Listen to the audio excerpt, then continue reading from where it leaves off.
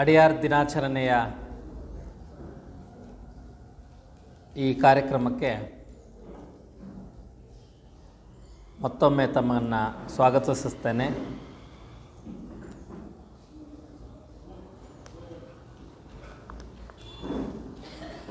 ನಾನು ಆಗಲೇ ಹೇಳಿದಂತೆ ಅಡಿಯಾರ್ ದಿನಾಚರಣೆ ನಾವು ಯಾಕೆ ಮಾಡ್ತಾ ಇದ್ದೇವೆ, ಯಾವ ರೀತಿ ಇದು ನಡ್ಕೊಂಡು ಬರ್ತಾ ಇದೆ ಅಂಥೇಳಿ ವಿವರಣೆಯನ್ನು ಕೊಟ್ಟೆ. ಭಾಳಷ್ಟು ಜನ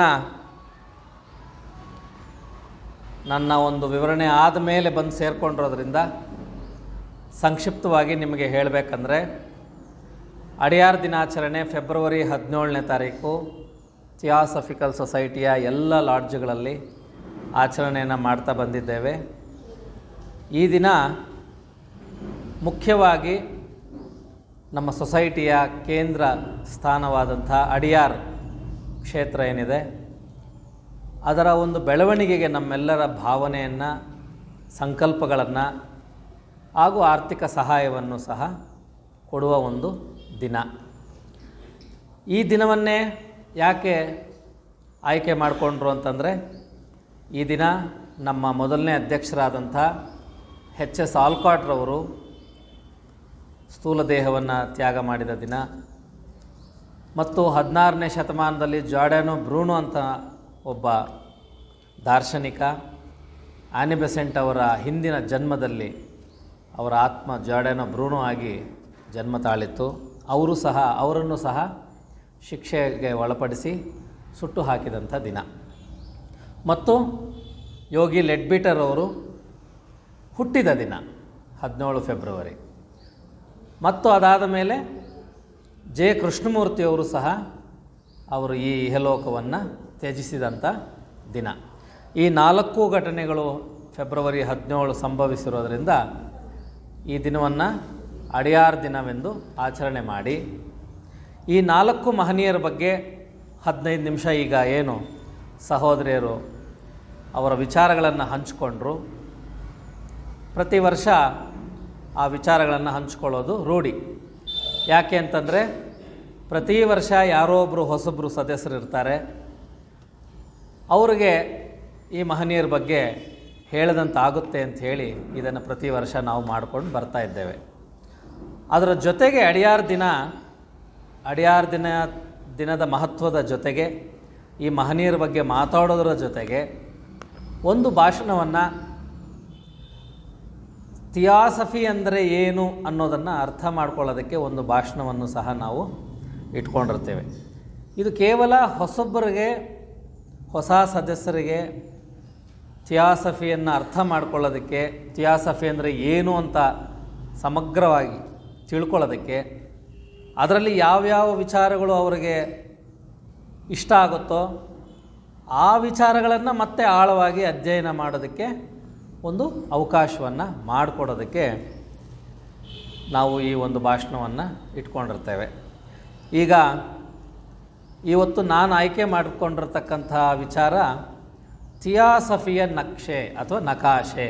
ಥಿಯಾಸಫಿಯ ನಕಾಶೆ. ನಕಾಶೆ ಅಂದರೆ ನಿಮಗೆ ಗೊತ್ತು, ಸ್ಕೆಚ್.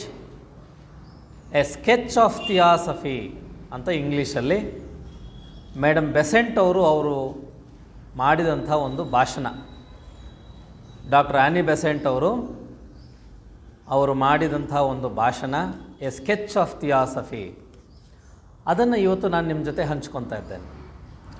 ಯಾಕೆ ಇದನ್ನು ನಾನು ಸೆಲೆಕ್ಟ್ ಮಾಡಿದೆ ಅಂದರೆ, ಆವತ್ತೂ ಸಹ ಮೇಡಮ್ ಬೆಸೆಂಟ್ ಅವರು ಹೊಸ ಸದಸ್ಯರಿಗೆ ಥಿಯಾಸಫಿ ಅಂದರೆ ಏನು ಅಂತ ತಿಳ್ಕೊಳ್ಳೋಕ್ಕೆ ಕುತೂಹಲದಿಂದ ಬಂದಂಥ ಸದಸ್ಯರಿಗೆ ಮಾಡಿದಂಥ ಭಾಷಣ. ಇಡೀ ಥಿಯಾಸಫಿಕಲ್ ಸೊಸೈಟಿಯ ಕೆಲಸಗಳು, ಇಲ್ಲಿ ಆಗುವ ಚಟುವಟಿಕೆಗಳು, ಅದಕ್ಕೆ ಏನು ಅರ್ಥ, ಇದನ್ನು ಹೊಸ ಸದಸ್ಯರಿಗೆ ಮೇಡಮ್ ಬೆಸೆಂಟ್ ಅವರು ಈ ಭಾಷಣದ ಮುಖಾಂತರ ಅವರಿಗೆ ತಿಳಿ ಹೇಳೋದಕ್ಕೆ ಒಂದು ಪ್ರಯತ್ನವನ್ನು ಪಟ್ಟಿದ್ದಾರೆ. ಹಾಗಾಗಿ ನಾನು ಇದೇ ಒಂದು ಭಾಷಣವನ್ನು ಇವತ್ತು ಕನ್ನಡದಲ್ಲಿ ನಿಮಗೆ ಒಂದು ರೀತಿಯ ತರ್ಜುಮೆ ಮಾಡಿ ಹೇಳ್ತಾ ಇದ್ದೇನೆ. ಇದರಲ್ಲಿ ಯಾವುದು ನನ್ನ ವೈಯಕ್ತಿಕ ಮಾತುಗಳಲ್ಲ, ಎಲ್ಲವೂ ಮೇಡಮ್ ಬೆಸೆಂಟ್ ಅವರ ಮಾತುಗಳೇ. ಕನ್ನಡದಲ್ಲಿ ನಾನು ನಿಮಗೆ ಹೇಳೋದಕ್ಕೆ ಪ್ರಯತ್ನವನ್ನು ಪಡ್ತೇನೆ. ಈಗ ನಾವು ಥಿಯಾಸಫಿಕಲ್ ಸೊಸೈಟಿ ಅಂತಕ್ಕಂಥ ಒಂದು ಸಂಸ್ಥೆ ಇದೆ ಅನ್ನೋದು ಹಲವಾರು ಜನಕ್ಕೆ ಗೊತ್ತಿರುವಂಥ ವಿಚಾರ. ಇದೊಂದು ಆಧ್ಯಾತ್ಮ ಸಂಸ್ಥೆ ಅನ್ನೋದು ಸಹ ಎಲ್ರಿಗೂ ಗೊತ್ತು. ಇಲ್ಲಿ ಆಧ್ಯಾತ್ಮಿಕ ಚಟುವಟಿಕೆಗಳು ಬಿಟ್ಟರೆ ಬೇರೆ ಇನ್ಯಾವ ಚಟುವಟಿಕೆಗಳಿಗೂ ಅವಕಾಶ ಇರೋದಿಲ್ಲ. ಇದೊಂದು ಆಧ್ಯಾತ್ಮಿಕ ಸಂಸ್ಥೆ. ಇಲ್ಲಿ ಹೇಳುವಂಥ ವಿಚಾರಗಳು ಅಥವಾ ವಿಚಾರ ಮಾಡುವಂಥ ವಿಷಯಗಳು ಇದನ್ನು ಥಿಯಾಸಫಿ ಅಂತ ಕರಿತೀವಿ. Subject theosophy. ಏನು ಥಿಯಾಸಫಿ ಅಂದರೆ ಏನು? ಇದು ಯಾವ ರೀತಿಯ ಒಂದು ಬೋಧನೆ ಅಥವಾ ಯಾವ ರೀತಿಯ ಒಂದು ಆಧ್ಯಾತ್ಮ ವಿಷಯ, ಅಥವಾ ಇದೇನೋ ಒಂದು ಬೇರೆ ರೀತಿಯ ಧರ್ಮವ? ಈ ಥಿಯಾಸಫಿಯನ್ನು ಅಧ್ಯಯನ ಮಾಡಿದವರು ತಮ್ಮ ಧರ್ಮವನ್ನು, ಆ ಧರ್ಮದಲ್ಲಿ ಹೇಳಿರ್ತಕ್ಕಂಥ ವಿಚಾರಗಳಿಗೂ ಇದಕ್ಕೂ ಏನು ವ್ಯತ್ಯಾಸ ಅಥವಾ ಸಂಬಂಧ ಅಂತಕ್ಕಂಥ ಪ್ರಶ್ನೆಗಳು ಸಾಮಾನ್ಯವಾಗಿ ನಮಗೆ ಮೂಡುತ್ತೆ. ಥಿಯಾಸಫಿಕಲ್ ಸೊಸೈಟಿಗೆ ಕಾಲಿಡದೆ ಹೊರಗಿನಿಂದ ನೋಡೋವಂಥವ್ರಿಗೆ ಇವ್ರದ್ದೇನೋ ಒಂದು ಗುಂಪು, ಇದೇನೋ ಒಂದು ವಿಚಾರ ಬೇರೆ ಇದೆ, ನಮ್ಮ ದೇವಸ್ಥಾನಗಳಲ್ಲಿ, ಚರ್ಚ್ಗಳಲ್ಲಿ, ಮಸೀದಿಗಳಲ್ಲಿ ಹೇಳುವಂಥ ವಿಚಾರಕ್ಕಿಂತ ವಿಭಿನ್ನವಾಗಿರುತ್ತೆ, ಇದು ಬೇರೆಯೇ ಗುಂಪು ಅನ್ನೋ ಒಂದು ಅನುಮಾನ ಬಂದೇ ಬರುತ್ತೆ. ಹಾಗಾಗಿ ಥಿಯಾಸಫಿಸ್ಟ್ರಾದಂಥ ನಮಗೆ ಮೊದಲು ಥಿಯಾಸಫಿ ಅಂದರೆ ಏನು ಅನ್ನೋದು ನಾವು ತಿಳ್ಕೋಬೇಕು. ಮತ್ತು ಯಾರಾದರೂ ಕೇಳಿದಾಗ ಅದನ್ನು ಸಂಕ್ಷಿಪ್ತವಾಗಿ ಹೇಳುವಂಥ ಒಂದು ಅಭ್ಯಾಸ ಮಾಡಿಕೊಂಡಿರಬೇಕು. ಈಗ ನೀವು ಥಿಯಾಸಫಿಕಲ್ ಸೊಸೈಟಿಲಿ ಏನು ಮಾಡ್ತೀರಾ, ಥಿಯಾಸಫಿ ಅಂದರೆ ಏನು ಅಂತ ಯಾರಾದರೂ ಕೇಳಿದಾಗ ನೀವು ಒಂದೇ ಸತಿ ಆತ್ಮ, ಪರಮಾತ್ಮ, ಭೂಗೋಳ ಇವುಗಳನ್ನು ಹೇಳಿದ್ರೆ ಅಲ್ಲಿಗೆ ಬೆಚ್ಚಿಬಿದ್ದು ಬಿಡ್ತಾರೆ. ಬೇಡ ಬಿಡಪ್ಪ ಈ ವಿಚಾರಗಳಿಗೆ ನಾವು ತಲೆ ಹಾಕೋದೇ ಬೇಡ ಅಲ್ವಾ? ಅಥವಾ ಬರೀ ಪೂಜೆ ಮಾಡ್ತೀವಿ, ಇಂಥವೆಲ್ಲ ಇರ್ತಾವೆ, ಅಲ್ಲಿ ಕೆಲಸ ಮಾಡ್ತೀವಿ, ಭಾಷಣಗಳು ಮಾಡ್ತಾರೆ, ಕೇಳಿಸ್ಕೊತೀವಿ, ಇಷ್ಟೇ ಹೇಳಿದ್ರೆ ಅದು ಸಹ ಸಂಪೂರ್ಣವಾಗಿ ಹೇಳದಂತಾಗಲ್ಲ. ಏನು ಥಿಯಾಸಫಿ ಅಂದರೆ, ಇವಾಗ ನಿಮ್ಮ ಪಕ್ಕದ ಮನೆಯವರು ನೀವು ಪ್ರತಿ ಭಾನುವಾರ ಬರೋದನ್ನು ನೋಡಿದ್ದಾರೆ, ಅವ್ರು ಯಾರಾದರೂ ಕೇಳ್ತಾರೆ ಏನು ಮಾಡ್ತೀರ ಅಲ್ಲೋಗಿ ಏನು ಹೇಳ್ತಾರೆ, ಥಿಯಾಸಫಿ ಅಂದರೆ ಏನು ಅಂತ ಕೇಳಿದಾಗ ಅವ್ರಿಗೊಂದು 5-10 ನಿಮಿಷದಲ್ಲಿ ಥಿಯಾಸಫಿ ಅಂದರೆ ಏನು ಅಂತ ಹೇಳೋದನ್ನು ನಾವು ಅಭ್ಯಾಸ ಮಾಡ್ಕೊಂಡಿದ್ದೀವ? ಅಂದರೆ ಸಂಪೂರ್ಣವಾಗಿ ಸಮಗ್ರವಾಗಿ ಥಿಯಾಸಫಿಯಲ್ಲಿ ಏನೇನು ಬರುತ್ತೆ ವಿಚಾರಗಳು ಎಲ್ಲವನ್ನು ಅವ್ರಿಗೆ ಹೇಳೋವಂಥ ಅಭ್ಯಾಸ ನಾವು ಮಾಡಿಕೊಂಡೇ ಇರಲ್ಲ. ಹಾಗಾಗಿ ಮೇಡಮ್ ಬೆಸೆಂಟ್ ಅವ್ರು ಹೇಳ್ತಾರೆ, ನಮ್ಮ ಎಷ್ಟೋ ಜನ ಸದಸ್ಯರಿಗೆ ಆಳವಾದ ವಿಚಾರವನ್ನು ಸಂಕ್ಷಿಪ್ತವಾಗಿ ಸರಳವಾಗಿ ಮಕ್ಕಳಿಗೆ ಅರ್ಥ ಆಗೋ ರೀತಿಯಲ್ಲಿ ಹೇಳೋದನ್ನು ನಾವು ಕಲ್ತಿಲ್ಲ. ನಾವು ಆಳವಾದ ವಿಚಾರವನ್ನು ಇನ್ನಷ್ಟು ಕಠಿಣವಾದ ರೀತಿಯಲ್ಲೇ ಹೇಳಿ ಅದನ್ನು ಕೇಳೋರಿಗೂ ಇನ್ನೂ ಕಠಿಣವಾಗಿ ಅದು ಕೇಳಿಸಿ ಇದರ ಬಗ್ಗೆ ಇನ್ನೂ ಬೇಜಾರಾಗುತ್ತೆ ವಿನಃ ಸರಳವಾಗಿ ಮಕ್ಕಳಿಗೆ ಹೇಳುವಂತೆ ಕಠಿಣವಾದ ವಿಚಾರಗಳು, ಆಳವಾದ ವಿಚಾರನ ಸಂಕ್ಷಿಪ್ತವಾಗಿ ಹೇಳೋದಕ್ಕೆ ನಮಗೆ ಬರೋದಿಲ್ಲ. ಹಾಗಾಗಿ ಇವತ್ತು ನಾನು ಥಿಯಾಸಫಿಯನ್ನು ಸರಳವಾಗಿ ನಿಮ್ಮ ಜೊತೆ ಹಂಚ್ಕೊತಾ ಇದ್ದೇನೆ ಅಂತ ಮೇಡಮ್ ಬೆಸೆಂಟ್ ಅವರು ತಮ್ಮ ಭಾಷಣವನ್ನು ಶುರು ಮಾಡ್ತಾರೆ. ಅವ್ರು ಹೇಳ್ತಾರೆ, ಥಿಯಾಸಫಿಯಲ್ಲಿ ಪ್ರಮುಖವಾಗಿ 4 ವಿಚಾರಗಳ ಬಗ್ಗೆ ನಾವಿಲ್ಲಿ ಚರ್ಚೆಯನ್ನು ಮಾಡ್ತೇವೆ ಅಂದರೆ ಅರ್ಥ, ಒಬ್ಬೊಬ್ಬರ ಅಭಿಪ್ರಾಯಗಳನ್ನು ಕೇಳುತ್ತೇವೆ, ಅವರ ಭಾವನೆಗಳನ್ನು ಅರ್ಥ ಮಾಡಿಕೊಳ್ಳಲು ಪ್ರಯತ್ನವನ್ನು ಪಡ್ತೇವೆ, ಕೊನೆಗೆ ಯಾವುದು ಸತ್ಯವೋ ಅದನ್ನು ಒಪ್ಪಿಕೊಳ್ತೇವೆ. ಇಲ್ಲಿ ಏಕ್ದಮ್ ಅಂತ ಹೇಳಿ ಇದೇ ಸತ್ಯ, ನೀವೆಲ್ಲ ಇದನ್ನು ನಂಬಲೇಬೇಕು, ಇದನ್ನು ನಂಬದೇ ಇದ್ದರೆ ನೀವು ನಮ್ಮ ಗುಂಪಿಗೆ ಸೇರಿದವರಲ್ಲ ಅಂತ ಖಡಾಖಂಡಿತವಾಗಿ ಹೇಳುವಂಥದ್ದಲ್ಲ. ಇಲ್ಲಿ ನಡೆಯುವಂಥದ್ದು ಚರ್ಚೆ. ಯಾವುದಾ ವಿಚಾರಗಳು? ಮೊದಲನೇದು ಧರ್ಮ. ಥಿಯಾಸಫಿಯಲ್ಲಿ ಮೊಟ್ಟ ಮೊದಲು ನಾವು ಚರ್ಚೆ ಮಾಡಬೇಕಾದಂಥ ಅಥವಾ ಮಂಥನ ಮಾಡಬೇಕಾದಂಥ ವಿಚಾರ ಯಾವುದಪ್ಪ ಅಂದರೆ ಅದು ಧರ್ಮ. ಧರ್ಮ ಅಂದರೆ ಏನು? ಧರ್ಮ ಅಂದರೆ ಏನು? ಧಾರ್ಮಿಕ ಜೀವನವನ್ನು ನಡೆಸೋದು ಅಂತ ನಾವು ಹೇಳ್ತೀವಿ ಅಲ್ವಾ? ಧಾರ್ಮಿಕವಾದ ಜೀವನವನ್ನು ನಡೆಸೋದು ಅಂದರೆ ಧರ್ಮದಲ್ಲಿ ಹೇಳಿಕೊಟ್ಟಂಥ ವಿಚಾರಗಳನ್ನು, ಧರ್ಮದಲ್ಲಿ ಹೇಳಿರ್ತಕ್ಕಂಥ ವಿಚಾರಗಳನ್ನು, ಧರ್ಮ ಗ್ರಂಥಗಳು, ಧರ್ಮ ಗುರುಗಳು, ದಾರ್ಶನಿಕರು ಇವರೆಲ್ಲ ಹೇಳಿದಂಥ ವಿಚಾರವನ್ನು ನಮ್ಮ ಜೀವನದಲ್ಲಿ ಅಳವಡಿಸಿಕೊಂಡು ನಡೆಸೋದನ್ನು ಧಾರ್ಮಿಕ ಜೀವನ ಅಂತ ಕರಿತೀವಿ. ಈಗ ಥಿಯಾಸಫಿಯಲ್ಲಿ ಧರ್ಮದ ಬಗ್ಗೆ ಏನು ಹೇಳುತ್ತೆ ಥಿಯಾಸಫಿ ಅಂದರೆ, ಪ್ರತಿಯೊಂದು ಧರ್ಮವು ಈ ಧರ್ಮ ಆ ಧರ್ಮ ಅನ್ನೋದಲ್ಲ, ಪ್ರಪಂಚದಲ್ಲಿ ಈಗಿರ್ತಕ್ಕಂಥ ಪ್ರತಿಯೊಂದು ಧರ್ಮವು ಮನುಷ್ಯನನ್ನು ದೇವರನ್ನು ಕಾಣಲು ಇರುವ ಹಾದಿಗಳು, ಭಗವಂತನನ್ನು ಕಾಣಲು ಹಾಕಿಕೊಟ್ಟಂಥ ಒಂದು ಹಾದಿ ಪ್ರತಿಯೊಂದು ಧರ್ಮವು. ಇಲ್ಲಿ ಯಾವುದೇ ಒಂದು ಧರ್ಮವನ್ನು ವಿಶೇಷವಾಗಿ ಪರಿಗಣಿಸೋದಾಗಲಿ ಅಥವಾ ಯಾವುದೋ ಹಳೆಯ ಧರ್ಮವನ್ನು ಇದು ಕೆಲಸಕ್ಕೆ ಬಾರದ್ದು ಅಂಥೇಳಿ ತೆಗೊಳ್ಳೋದಾಗಲಿ ಈ ಕೆಲಸವನ್ನು ಥಿಯಾಸಫಿ ಮಾಡೋದಿಲ್ಲ. ಥಿಯಾಸಫಿಯಲ್ಲಿ ಅದು ಥಿಯಾಸಫಿಗೆ ತದ್ವಿರುದ್ಧವಾದಂಥದ್ದು. ಥಿಯಾಸಫಿ ಅನ್ನೋದು ಎಲ್ಲ ಧರ್ಮಗಳಲ್ಲೂ ಮನುಷ್ಯ ಯಾವುದೇ ಧರ್ಮವನ್ನು ಪಾಲಿಸಿದರೂ ಕೊನೆಗೆ ಆ ಭಗವಂತನನ್ನು ಕಾಣಲು ಸಾಧ್ಯವಿದೆ ಅನ್ನೋದು ಥಿಯಾಸಫಿ ಮೊಟ್ಟ ಮೊದಲ ಬೋಧನೆ. ನಾವಿದನ್ನು ಅರ್ಥ ಮಾಡ್ಕೋಬೇಕು.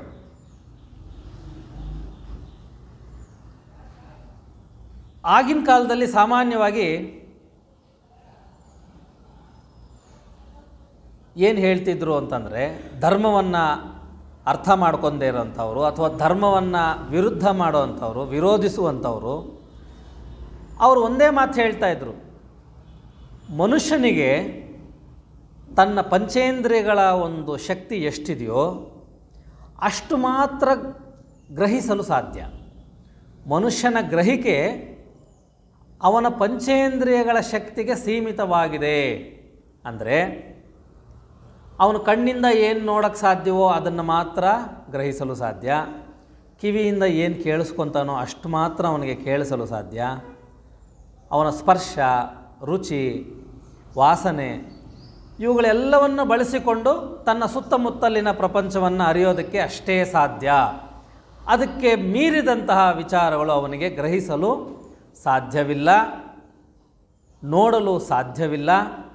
ಅವೆಲ್ಲ ಕೇವಲ ಊಹಾಪೋಹಗಳು, ತಮ್ಮ ಸ್ವಾರ್ಥಕ್ಕಾಗಿ ಯಾರೋ ಹೇಳಿದಂತೆ ನಡೆದುಕೊಳ್ಳಲು ನಿಮ್ಮನ್ನು ಬಳಸಿಕೊಂಡು ಇರತಕ್ಕಂಥ ವಿಚಾರಗಳು, ನಿಮ್ಮನ್ನು ದಾಸ್ಯಕ್ಕೆ ದೂಡುವಂಥ ವಿಚಾರಗಳು ಅಂಥೇಳಿ ಒಂದು ದೊಡ್ಡ ವಾದ ಎದ್ದಿತ್ತು. ಈಗಲೂ ಇದೆ. ಧರ್ಮವನ್ನು ನಂಬದೇ ಇರೋಂಥವ್ರು ಈಗಲೂ ಹಲವಾರು ಜನ ಇದ್ದಾರೆ. ಆಯಾ ದೇಶಗಳಲ್ಲಿ ಆಯಾ ಧರ್ಮವನ್ನು ನಂಬದೇ ಇರತಕ್ಕಂಥವರು ಬಹಳಷ್ಟು ಜನ ಇದ್ದಾರೆ. ಆದರೆ ಥಿಯಾಸಫಿ ಏನು ಹೇಳುತ್ತೆ ಅಂದರೆ, ಪ್ರತಿಯೊಬ್ಬ ಮನುಷ್ಯನಿಗೂ ಅವನು ಯಾವ ಧರ್ಮದಲ್ಲಿ ಹುಟ್ಟಿದ್ದಾನೋ ಅಥವಾ ಯಾವ ಧರ್ಮ ಅವನಿಗೆ ಇಷ್ಟವಾಗುತ್ತೋ ಆ ಧರ್ಮವನ್ನೇ ಆಯ್ಕೆ ಮಾಡಿಕೊಂಡು ತನ್ನ ಪಂಚೇಂದ್ರಿಯಗಳಿಗೂ ಮೀರಿರ್ತಕ್ಕಂತಹ ಶಕ್ತಿಯನ್ನು ಬೆಳೆಸಿಕೊಳ್ಳಲು ಸಾಧ್ಯವಿದೆ. ಅದನ್ನು ದಿವ್ಯ ದೃಷ್ಟಿ ಅಂತ ಕರೀತಾರೆ. ಸಾಮಾನ್ಯವಾದ ದೃಷ್ಟಿ ಕಣ್ಣಿನಿಂದ ನೋಡೋದು. ದಿವ್ಯ ದೃಷ್ಟಿ ಪ್ರತಿಯೊಬ್ಬ ಮನುಷ್ಯನಿಗೂ ಆ ದಿವ್ಯ ದೃಷ್ಟಿಯನ್ನು ಬೆಳೆಸಿಕೊಳ್ಳಲು ಸಾಧ್ಯವಿದೆ. ಪಂಚೇಂದ್ರಿಯಗಳಿಗೆ ಗ್ರಹಿಸುವಂಥ ವಿಚಾರಗಳಕ್ಕಿಂತ ಅತೀತವಾದಂಥ ವಿಚಾರಗಳನ್ನು ಆ ದಿವ್ಯ ದೃಷ್ಟಿಯಿಂದ ಒಬ್ಬ ಮನುಷ್ಯ ಗ್ರಹಿಸಲು ಸಾಧ್ಯವಿದೆ. ಆ ಒಂದು ದಿವ್ಯ ದೃಷ್ಟಿಯಿಂದ ಆ ದಿವ್ಯ ದೃಷ್ಟಿಯನ್ನು ಬೆಳವಣಿಗೆ ಮಾಡಿಕೊಳ್ಳೋದ್ರಿಂದ ಪ್ರತಿಯೊಬ್ಬ ಮನುಷ್ಯನು ಸಂಪೂರ್ಣತೆಯ ಕಡೆಗೆ ಹೋಗಲು ಸಾಧ್ಯವಿದೆ. ಸಂಪೂರ್ಣತೆಯ ಕಡೆಗೆ ಹೋದಂತಹ ಮನುಷ್ಯನು ದೈವಿಕ ಗುಣವೊಂದೊಂದಿಗೆ ಒಂದಾಗುವಂಥ, ದೈವಿಕ ಶಕ್ತಿಯೊಂದಿಗೆ ಒಂದಾಗುವಂಥ ಸಾಧ್ಯತೆ ಇದೆ. ಇದು ಅವರವರ ಪ್ರಯತ್ನದ ಮೇಲೆ ಆಧಾರವಾಗಿರುತ್ತೆ ಅಂತ ಥಿಯಾಸಫಿ ಸ್ಪಷ್ಟವಾಗಿ ಹೇಳುತ್ತೆ. ಥಿಯಾಸಫಿ ಇನ್ನೊಂದು ಮಾತನ್ನು ಹೇಳುತ್ತೆ. ಯಾವುದೋ ಒಂದು ಧರ್ಮದಲ್ಲಿ ನಂಬಿಕೆಯನ್ನು ಕಳೆದುಕೊಂಡು ಇನ್ನೊಂದು ಧರ್ಮಕ್ಕೆ ಸೇರಿಕೊಳ್ಳೋದರಲ್ಲಿ ಯಾವ ಅರ್ಥವೂ ಇಲ್ಲ. ನಿಮಗೆ ಕೊಟ್ಟಂಥ, ನೀವು ಹುಟ್ಟಿದ ಪ್ರದೇಶಕ್ಕೆ ಅನುಗುಣವಾದಂಥ, ನೀವು ಬೆಳೆದಂಥ ವಾತಾವರಣದಲ್ಲಿ ನಿಮಗೆ ಯಾವ ಧರ್ಮ ಪರಿಚಿತವಾಗಿದೆಯೋ ಆ ಧರ್ಮವನ್ನು ನೀವು ಅರ್ಥ ಮಾಡ್ಕೊಳ್ಳೋಕ್ಕಾಗಲ್ಲ ಅಂದಮೇಲೆ, ನೀವು ಬೆಳೆದು ದೊಡ್ಡವರಾಗಿ ಲೌಕಿಕವನ್ನು ಕಲಿತು ನಿಮ್ಮ ಮನಸ್ಸು ಎಲ್ಲ ಕಸವನ್ನು ತುಂಬಿಸಿಕೊಂಡು ಇಷ್ಟು ಮೆಚೂರ್ ಆಗಿರ್ತಕ್ಕಂಥ ಮನಸ್ಸು ಮತ್ತು ಹೊಸ ಧರ್ಮವನ್ನು ಸ್ವೀಕರಿಸಿ ಅಲ್ಲಿ ಏನು ಕಲಿಯೋದಕ್ಕೆ ಸಾಧ್ಯ ನಿಮಗೆ? ಅದು ಕೇವಲ ನಾಟಕ ಅಷ್ಟೆ. ನೀವು ಹುಟ್ಟಿದಾಗ, ಒಂದು ಮಗು ಹುಟ್ಟಿದಾಗ ಏನು, ಅದೊಂದು ಖಾಲಿ ಪಾತ್ರೆ, ಅದರಲ್ಲಿ ಏನೂ ಇಲ್ಲ, ಕಲ್ಮಶವೂ ಇಲ್ಲ, ಏನೂ ಇಲ್ಲ. ಅಂಥ ಸಮಯದಲ್ಲಿ ಏನು ಅದಕ್ಕೆ ಗ್ರಹಿಕೆ ಆಗಿರುತ್ತೋ ಆ ಶುದ್ಧವಾದ ವಿಚಾರಗಳನ್ನೇ ಅರ್ಥ ಮಾಡ್ಕೊಳ್ಳೋಕ್ಕಾಗದೇ ಇದ್ಮೇಲೆ, ನೀವು ಲೌಕಿಕ ಪ್ರಪಂಚದಲ್ಲಿ ಬೆಳೆದು ಎಲ್ಲವನ್ನೂ ತಿಳ್ಕೊಂಡು ಬುದ್ಧಿ ಬಂದು ಸ್ವಾರ್ಥ ಬೆಳೆಸ್ಕೊಂಡು, ಪ್ರತಿಯೊಬ್ಬ ಮನುಷ್ಯನಿಗೂ ಸ್ವಾರ್ಥ ಅನ್ನೋದು ಇರುತ್ತಾ ಇಲ್ಲವೋ? ಬೆಳೆದ ಮೇಲೆ ಸ್ವಲ್ಪ ಮಟ್ಟಿಗೆ ಅದರ ಸ್ವಾರ್ಥ ಬಂದಿರುತ್ತಲ್ವ. ಯಾವುದೇ ಸ್ವಾರ್ಥ, ಯಾವುದೇ ಕಲ್ಮಶವಿಲ್ಲದಂತಹ ಶುದ್ಧವಾದ ಮನಸ್ಸಿನಲ್ಲಿ ನಿಮಗೆ ಪರಿಚಿತವಾದಂಥ ಧರ್ಮವೇ ನಿಮಗೆ ಅರ್ಥವಾಗಿಲ್ಲ ಅಂದಮೇಲೆ, ಸ್ವಾರ್ಥವನ್ನು ಬೆಳೆಸಿಕೊಂಡು ಬುದ್ಧಿಯನ್ನು ಬೆಳೆಸಿಕೊಂಡು ತನ್ನತನವನ್ನು ಬೆಳೆಸಿಕೊಂಡ ಮೇಲೆ ಪರಿಚಿತವಾದಂಥ ಧರ್ಮಗಳು, ಅದರಲ್ಲಿ ನೀವು ಸತ್ಯವನ್ನು ಕಂಡುಕೊಳ್ಳೋದಕ್ಕೆ ಹೇಗೆ ಸಾಧ್ಯ ಅಂಥೇಳಿ ಮೇಡಮ್ ಬೆಸೆಂಟ್ ಅವರು ಒಂದು ಪ್ರಶ್ನೆಯನ್ನು ಕೇಳ್ತಾರೆ ಅಲ್ವಾ. ಹುಟ್ಟಿದಾಗಿಂದ ಕಲಿತಂಥ ವಿದ್ಯೆಯಲ್ಲೇ ನೀವು ಪರಿಣಿತಿ ಹೊಂದಿಲ್ಲ ಅಂದಮೇಲೆ, ಬೆಳೆದ ಮೇಲೆ ಕಲಿತಂಥ ವಿದ್ಯೆಯಲ್ಲಿ ಪರಿಣಿತಿ ಹೊಂದಲು ಹೇಗೆ ಸಾಧ್ಯ ಅಂತ ಒಂದು ಉದಾಹರಣೆಯನ್ನು ಕೊಡ್ತಾರೆ. ಅಂದರೆ ಯಾವುದೇ ವ್ಯಕ್ತಿ ತನ್ನ ಧರ್ಮವನ್ನು ಬದಲಾವಣೆ ಮಾಡೋ ಅವಶ್ಯಕತೆಯೇ ಇಲ್ಲ ಅಂತ ಹೇಳ್ತಾರೆ ಮೇಡಮ್ ಬೆಸೆಂಟ್ ಅವರು. ಥಿಯಾಸಫಿಗೆ ತದ್ವಿರುದ್ಧವಾದಂಥದ್ದು. ಥಿಯಾಸಫಿ ಅಂದರೆ ಯಾರ್ಯಾರು ಯಾವ ಪ್ರದೇಶದಲ್ಲಿ ಯಾವ ಧರ್ಮದ ವಾತಾವರಣದಲ್ಲಿ ಹುಟ್ಟಿದ್ದೀರೋ ಅದನ್ನೇ ಸಂಪೂರ್ಣವಾಗಿ ಅರ್ಥ ಮಾಡಿಕೊಳ್ಳಲು ಪ್ರಯತ್ನಿಸಬೇಕು. ಆ ಧರ್ಮದಲ್ಲೇ, ಆ ಧಾರ್ಮಿಕ ಭಾವನೆಗಳಲ್ಲೇ ತನ್ನ ಸಂಪೂರ್ಣತೆಯನ್ನು ಕಂಡುಕೊಳ್ಳಲು ಪ್ರಯತ್ನಿಸಬೇಕು.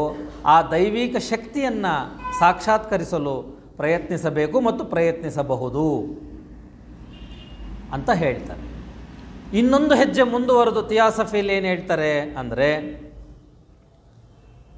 ಥಿಯಾಸಫಿ ಅನ್ನುವ ಒಂದು ಬೋಧನೆ ಇದು ಎಲ್ಲ ಧರ್ಮದಲ್ಲೂ ಸಮಾನವಾಗಿ ಸಾಮಾನ್ಯವಾಗಿರ್ತಕ್ಕಂಥ ಒಂದು ವಿಚಾರ. ಅಂದರೆ ಒಂದೊಂದು ಧರ್ಮದಲ್ಲೂ ಒಂದು ಧರ್ಮಕ್ಕಿಂತ ಇನ್ನೊಂದು ಧರ್ಮ ಸ್ವಲ್ಪ ಭಿನ್ನವಾಗಿರ್ಬೋದು, ಆಚರಣೆಯಲ್ಲಿ ಭಿನ್ನತೆ ಇರುತ್ತೆ, ಉದಾಹರಣೆಗಳಲ್ಲಿ ಭಿನ್ನತೆ ಇರುತ್ತೆ, ಆಚರಣೆಯಲ್ಲಿ ಭಿನ್ನತೆ ಇರುತ್ತೆ, ಹೇಳುವ ವಿಚಾರಗಳಲ್ಲಿ, ನಡೆದುಕೊಳ್ಳುವ ಪದ್ಧತಿಗಳಲ್ಲಿ, ಪೂಜಾ ಕಾರ್ಯಕ್ರಮಗಳಲ್ಲಿ ಅಥವಾ ಆ ಕೆಲಸಗಳಲ್ಲಿ ಭಿನ್ನತೆ ಇರಬಹುದು. ಆದರೆ ಎಲ್ಲ ಧರ್ಮವೂ ಬೋಧಿಸುವಂಥ ಮೂಲ ತತ್ವ ಏನಿದೆ ಅದು ಒಂದೇ ಆಗಿರುತ್ತದೆ. ಥಿಯಾಸಫಿಯು ಎಲ್ಲ ಧರ್ಮದಲ್ಲೂ ಇರ್ತಕ್ಕಂಥ ಮೂಲ ತತ್ವವನ್ನು ಬೋಧಿಸುವಂಥ ಒಂದು ಆಧ್ಯಾತ್ಮಿಕ ವಿಚಾರ. ಥಿಯಾಸಫಿ ಅಂದರೆ ಎಲ್ಲ ಧರ್ಮಗಳಲ್ಲೂ ಇರ್ತಕ್ಕಂಥ ಆ ಮೂಲ ತತ್ವ ಏನಿದೆ, ಬೇಸಿಕ್ ಟ್ರೂತ್ ಅಂತೇನಿದೆ, ಇರುವಂಥ ಸತ್ಯವೇನಿದೆ, ಅದರ ಒಂದು ವಿಚಾರವನ್ನು ಮಾತನಾಡುವುದೇ ಥಿಯಾಸಫಿ. ಮತ್ತು ಪ್ರತಿಯೊಂದು ಧರ್ಮದ ಮೂಲವಾದ ವಿಚಾರಗಳೊಂದಿಗೆ ಅದೊಂದಷ್ಟೇ ಅಲ್ಲಿಗೆ ಬಿಡದೆ ಒಂದಕ್ಕೊಂದು ತುಲನಾತ್ಮಕವಾಗಿ ನಾವು ಕಂಪ್ಯಾರಿಸನ್ ಅಂತೀವಲ್ಲ, ಆ ರೀತಿ ಮಾಡಿಕೊಂಡು ನಮಗೆ ಯಾವ ರೀತಿ ಅದು ಅರ್ಥವಾಗುತ್ತೋ ಆ ರೀತಿ ನಾವು ಅದನ್ನು ಸ್ವೀಕರಿಸೋದಕ್ಕೂ ಸಹ ಒಂದು ಸ್ವಾತಂತ್ರ್ಯವನ್ನು ಥಿಯಾಸಫಿ ಕೊಡುತ್ತದೆ. ಉದಾಹರಣೆಗೆ, ಈಗ ಯಾವುದೋ ಒಂದು ಆಚರಣೆ ಇತ್ತು, ಒಂದು ಧರ್ಮದ ಆಚರಣೆ, ನಿಮ್ಮ ಮನಸ್ಸು ಅದಕ್ಕೆ ಒಪ್ಕೊತಾ ಇಲ್ಲ, ಆ ಆಚರಣೆ ಮಾಡೋದಕ್ಕೆ ನಿಮಗೆ ಒಪ್ಕೊತಾ ಇಲ್ಲ ನಿಮ್ಮ ಮನಸ್ಸು. ಶತಮಾನಗಳಿಂದ ನಡೆದು ಬಂದಂಥ ಆಚರಣೆ ನಿಮ್ಮ ಮನೆಯಲ್ಲಿ, ನಿಮ್ಮ ಮನಸ್ಸು ಅದಕ್ಕೆ ಒಪ್ಕೊತಾ ಇಲ್ಲ. ಆದರೆ ಅದರ ಹಿಂದಿನ ಉದ್ದೇಶ ಗೊತ್ತು ನಿಮಗೆ ಅಲ್ವಾ. ನಿಮ್ಮ ಮನೆಯಲ್ಲಿ ನಿಮ್ಮ ಹಿರಿಯರು ತಿಥಿ ಮಾಡಿದ ದಿನ ಒಂದು ಬೆಕ್ಕನ್ನು ಕಟ್ಟಾಕ್ತಾಯಿದ್ರು, ನಿಮಗೆ ಗೊತ್ತಿಲ್ಲ ಯಾಕೆ ಕಟ್ಟಾಕ್ತಾರೆ ಈ ಬೆಕ್ಕನ್ನ ಅಂತ. ಮನೇಲಿರೋ ಬೆಕ್ಕು ಕಟ್ಟಾಕ್ತಿದ್ರು, ಮನೇಲಿಲ್ಲದೇ ಪಕ್ಕದ ಮನೆ ಬೆಕ್ಕನ್ನಾರೋ ತೊಗೊಂಬಂದು ನಿಮ್ಮ ಮನೆ ಮುಂದೆ ಕಟ್ಟಾಕ್ತಿದ್ರು. ಕೊನೆಗೆ ನಿಮಗೊಂದಿನ ಅನಿಸುತ್ತೆ, ನಮಗೆ 10-15 ತಲೆಮಾರುಗಳಿಂದ ಈ ಬೆಕ್ಕು ಕಟ್ಟಾಕ್ತಾಯಿದ್ರು ನಮ್ಮ ಮನೆಯಲ್ಲಿ, ನನಗಿಷ್ಟ ಇಲ್ಲ, ಈ ಬೆಕ್ಕಿಗೆ ಹಿಂಸೆ ಕೊಡೋಕ್ಕೆ ಇಷ್ಟ ಇಲ್ಲ.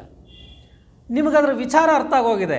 ಯಾವತ್ತೋ ಮನೇಲಿ ಬೆಕ್ಕಿತ್ತು, ಅದು ಅಡ್ಡ ಬರ್ತಿತ್ತು, ಪೂಜೆ ಮಾಡೋವಾಗ ಎಲ್ಲದರಲ್ಲೂ ಮೂತಿ ಕೈ ಕಾಲು ಇಡ್ತಿತ್ತು ಅಂತ ಹೇಳಿ ಕಟ್ಟಾಕಿದ್ರು ತಿಥಿ ದಿನ.